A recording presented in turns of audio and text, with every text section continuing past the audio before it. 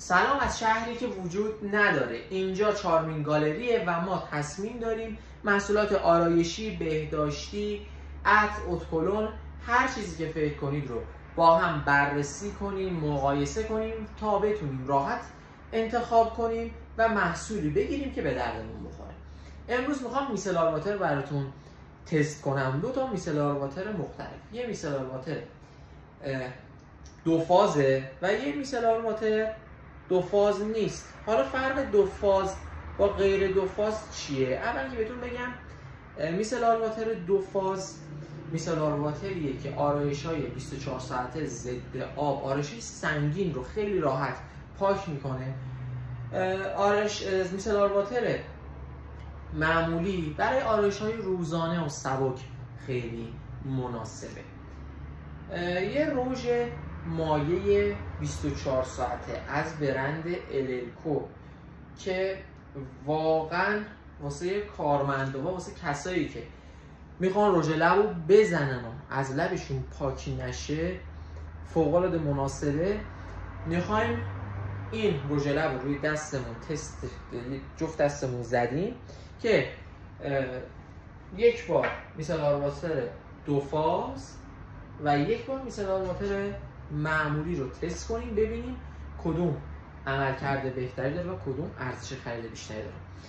2 فاز از برند ویتیوه که قشنگ باید خوب تکون بدید و استفاده کنید. نمیدونم میبینید یا نه، باید قشنگ تکون بدید تا یک دست بشه موادش. قشنگ تکون بدیم.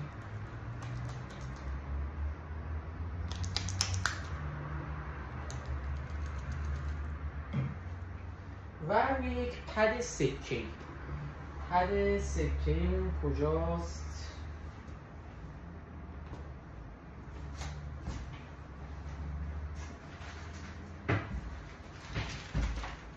خب روی پد سکه‌ایمون یه مقدار کمی میزنیم، خیلی نه.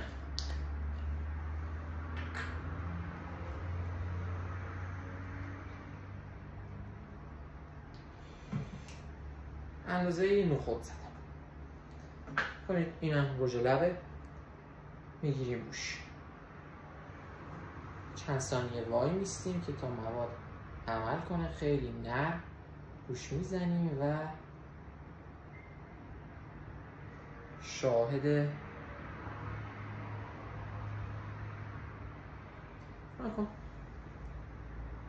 قشنگ مواد آرایشی رو تو خودش حل کرد و خیلی راحت از رو دست من پاکه. من فقط نگر داشتم. حالا نگر می‌دارید وقتی که مواد کم از بین رفت روش می‌کشید. به نظرم عملکرد خوبی داشت. مثلا واتر معمولی اون از برند نئودرم 200 میلی، یه کار اقتصادی توی بازاره. قیمتش هم دور بر 170 تا 180 خورده‌ای باید باشه. و بریم اینو با هم تست کنیم.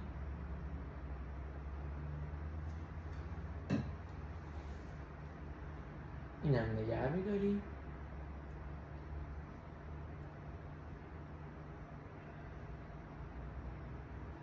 اینجا تفاوت 2 فاز بودن و 2 فاز نبودنه قشنگ مشهوده. ببینید من فقط نگر داشتم. نتونست به قدرت 2 فاز ویتیو عمل کنه و توی خودش حل کنه آرایش. بریم به سراغ جنبندیش. اگر آرایشی سنگین میکنی، ضد آب میکنی، 24 ساعته میزنی، این محصول ویتیو رو از دست نده. قیمتش هم 245,000 تومنه. فوق العاده مناسب. ولی اگه آرایش سبک میکنی، ضد آب نمیزنی، همه چیز سبک استفاده میکنی، حتما این برند نئودرم رو بهتون پیشنهاد میکنم. چون قیمتش ارزونه. نیاز نیست خیلی هزینه کنی. با حداقل هزینه کارت را میفته. ولی اگر کیفیت میخوای نئودرم بهتری.